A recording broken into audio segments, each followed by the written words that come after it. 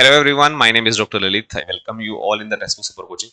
आज हमारी सीरीज का दूसरा क्वेश्चन है, यानी कि आपको पता ही है जो हमारा जुलाई का एग्जाम हुआ है उसके सारे सी सेक्शन के क्वेश्चंस मैं आपको एक एक वीडियो में एक क्वेश्चन लेकर सॉल्व कराऊंगा। आज सेल बायोलॉजी का हमारा सेकंड क्वेश्चन है, ठीक है ना। ध्यान से समझिएगा इस क्वेश्चन को। जिन लोगों ने अभी तक मेरे टेलीग्राम चैनल को सब्सक्राइब नहीं किया कर लीजिएगा स्कैन करके, क्योंकि पीडीएफ यहीं मिलेगी, आप सर्च करके भी ज्वाइन कर सकते हैं। मेरी क्लास की जो लाइव क्लास होती है उसकी टाइमिंग्स है मंडे टू फ्राइडे में आपको मिलता है शाम को 5 बजे यूट्यूब पर कंप्लीटली फ्री क्लास है। 6 बजे आपको मिलता है टेक्स्ट बुक ऐप पर कंप्लीटली फ्री क्लास है। जिन लोगों ने अभी तक चैनल को सब्सक्राइब नहीं किया सब्सक्राइब जरूर कर लीजिएगा, वीडियो को लाइक करिएगा, कमेंट करिएगा, अगर कोई डाउट है तो शेयर जरूर करिएगा। Thank you so much. चलते हैं क्वेश्चंस पर। यह है हमारा क्वेश्चन। थोड़ा मैं साइड हो जाता हूँ, एक बार जस्ट रीड कर लिए बच्चों आप लोग, या पॉज करके भी आप लोग रीड कर सकते हैं। ये क्वेश्चन इसी साल का आया हुआ है। क्वेश्चन आईडी आपके सामने है। क्वेश्चन क्या है, मैं पहले क्वेश्चन को केयरफुली रीड करता हूं और उसके बाद आप इस क्वेश्चन को सॉल्व करिएगा। एक्सप्लेनेशन मैं आपको पूरी डिटेल में इसकी दूंगा। यहां क्या कह रहा है हमसे वो, A KDEL sequence is added to C terminal of a secreted glycoprotein X। KDEL sequence हमें पता है कि ये ER का रिट्राइवल सीक्वेंस है। ER की ल्यूमेन प्रोटीन जिनके पास KDEL सीक्वेंस होता है उसके रिट्राइवल के लिए जरूरी है ER से, अगर गलती से वो आगे चला जाता है। अब ये कह रहा है कि इस सीक्वेंस को हमने एक C टर्मिनल पर ऐड कर दिया, एक सीक्रेटेड ग्लाइकोप्रोटीन के, जिसमें अमाइनो एसिड जो है वो 500 अमाइनो एसिड है। On an average 500 amino acid residue की प्रोटीन का जो मोलिकुलर वेट होता है वो होता है 55 kd। क्योंकि हम ऑन एन एवरेज क्या मानते हैं, एक अमाइनो एसिड का मोलिकुलर वेट हम एवरेज में मानते हैं 110। रेजिड्यू की बात करें, वैसे तो 118 मानते हैं, रेजिड्यू की हम लोग जब बात करते हैं यानी कि जब वो इनकॉर्पोरेट हो गया है तो 110 मानते हैं। तो 55 का मतलब हो जाएगा 55 इंटू 110, लगभग हमें मिल जाएगा 55,000 किलो डाल्टन की एक प्रोटीन जो है वो मिल जाएगी, ठीक है। एनीवे आगे क्या कह रहा है, having no site for N linked glycosylation. इसके पास कोई साइट नहीं है एनलिंक्ड ग्लाइकोसाइलेशन के लिए। एनलिंक्ड ग्लाइकोसाइलेशन जो है हमारा ये होता है ईआर के ल्यूमेन में। कहां होता है, ईआर के ल्यूमेन में। और जो हम लोग बात करें ओ लिंक्ड ग्लाइकोसाइलेशन वो होगा गोल्गी में। तो एक बात तो ये कंफर्म है कि इस प्रोटीन पर एनलिंक्ड ग्लाइकोसाइलेशन नहीं होगा। दूसरी बात ये कंफर्म्ड है कि इसका जो जब ये प्रोटीन बनेगी बिना मॉडिफिकेशन के, उसका मोलिकुलर वेट हमारा लगभग 55 kd होगा। अगर कोई मॉडिफिकेशन इसमें होता है, जो कि ईआर में तो नहीं होगा, बिकॉज ईआर में जो मेजर मॉडिफिकेशन होगा that can increase its molecular weight, वो है हमारा एन ग्लाइकोसाइलेशन, उसके लिए कोई साइट नहीं है। आगे बढ़ते हैं।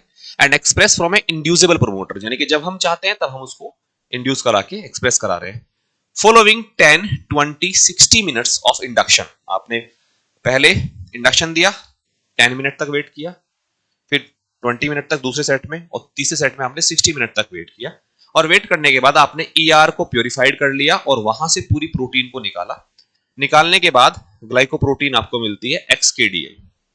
इसका मतलब क्या है कि प्रोटीन के ऊपर XKDL भी चला गया सी टर्मिनल पर और कार्बोहाइड्रेट भी ऐड हो गया। तो एक बात तो क्लियर है कि ये कार्बोहाइड्रेट हमारा ईआर में तो ऐड नहीं हुआ है, क्योंकि ईआर में एन ग्लाइकोसाइलेशन होता है। इसका मतलब ये ओ ग्लाइकोसाइलेशन से ऐड हुआ हमारा शुगर है जो गोल्गी में हुआ होगा, उसके बाद उसको रिट्राइव कर लिया होगा, ठीक है ना।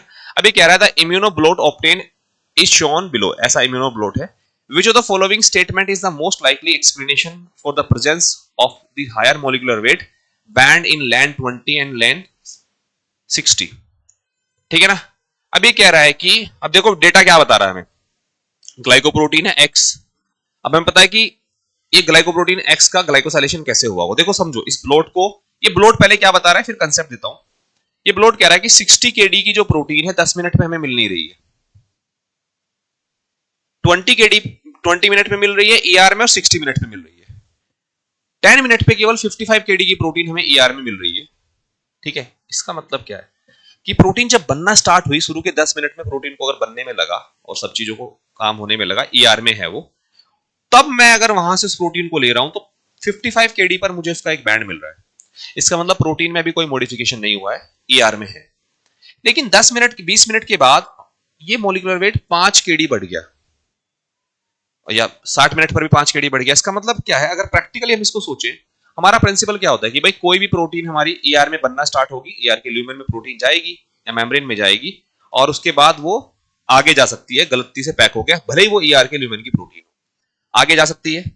अब यहां जाने के बाद सेल को पता लगा कि यार यहां तो गलती से आ गया हमारा प्रोटीन, वो प्रोटीन तो ईआर का है। सेल ने कैसे पहचाना, KDEL सीक्वेंस की वजह से। लेकिन गोल्गी में जाकर उसमें कुछ मॉडिफिकेशन हुए, जैसे ओ ग्लाइकोसाइलेशन हुआ हमारा, उसके बाद वो वापस आ गया, तो ग्लाइकोसाइलेशन हुआ, यानी कि यू आर एडिंग समथिंग। तो इस काम को होने में लगभग हमें 10-20 मिनट लग गए। प्रोटीन वापस आई बट ग्लाइकोसाइलेशन के बाद आई, तो मोलिकुलर वेट बढ़ गया ना। अब वो प्रोटीन धीरे धीरे 10 मिनट के बाद जितना भी टाइम रखोगे तो वो तो रिट्राइव होकर आती रहेगी और हमें यहाँ ईआर में मिलती रहेगी। जबकि शुरुआत के 10 मिनट में हमें वो प्रोटीन जो यहाँ मिली ईआर में, सेम प्रोटीन मिली हमें, उसका मोलिकुलर वेट कम है, क्योंकि उस पर जो ग्लाइकोसाइलेशन होना है वो तो गोल्गी में जाकर होगा, और वो हुआ नहीं है। उसको होने के लिए उसको पहले वहां जाना है, फिर वापस आना है, जिसमें 20 मिनट, लगभग 20 मिनट हमें लग जा रहे हैं। 20 मिनट के बाद जिस भी टाइम पॉइंट पर आप 60 मिनट की बजाय 80 मिनट पर, 100 मिनट पर, 200 मिनट पर देखोगे तो आपको यहां पर हैवी प्रोटीन मिलेगी, क्योंकि वो वापस आ चुकी होगी ग्लाइकोसाइलेशन करवा के गोल्गी में, ठीक है ना।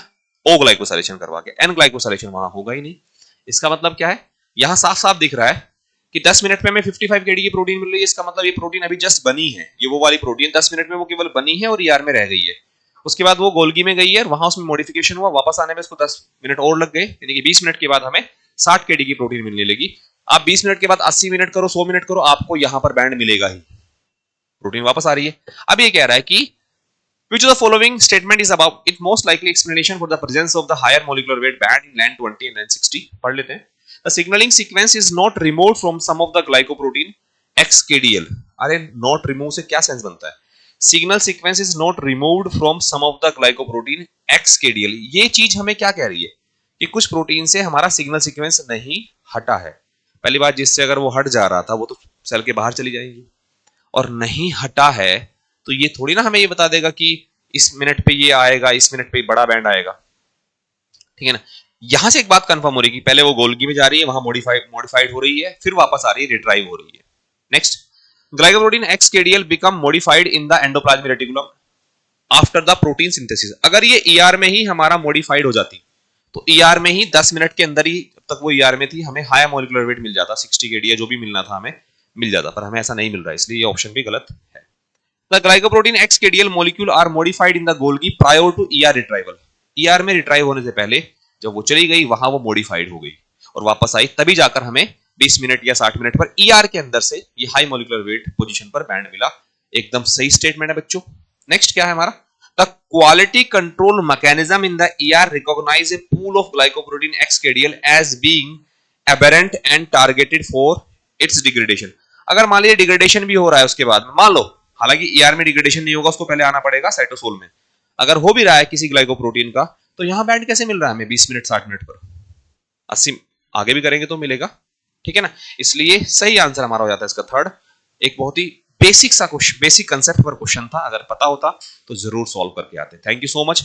वीडियो को लाइक करिएगा, चैनल को सब्सक्राइब करके रखिएगा, इसी तरीके के कंसेप्ट आपको मिलते रहेंगे और इस तरीके सारे क्वेश्चन मैं आपके सॉल्व कराऊंगा मेरे रेलेवेंट सब्जेक्ट के।